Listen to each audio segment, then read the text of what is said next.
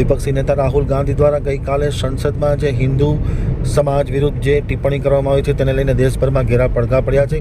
આજે ભુજ શહેર ભાજપ દ્વારા કોંગ્રેસ ભવન સામે વ્યાપક સૂત્રોચ્ચારનો કાર્યક્રમ સંસદનું સત્ર ચાલી રહ્યું છે ત્યારે ગઈકાલે વિપક્ષી નેતા રાહુલ ગાંધી દ્વારા હિન્દુ વિરુદ્ધ જે ટિપ્પણી કરવામાં આવી છે ટિપ્પણીને લઈને સમગ્ર દેશમાં ઘેરા પડઘા પડ્યા છે.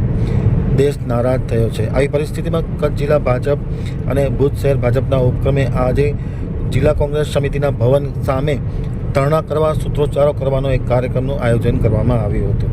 આ કાર્યક્રમમાં ભાજપના પદાધિકારીઓ કાર્યકર્તાઓ બહેનો મોટી સંખ્યામાં ઉપસ્થિત રહી હતી. સાંજે 4 કલાકે જિલ્લા કોંગ્રેસ ભવન ખાતે પહોંચી વ્યાપક પ્રમાણમાં સૂત્રોચ્ચાર પોકારવામાં આવ્યા હતા.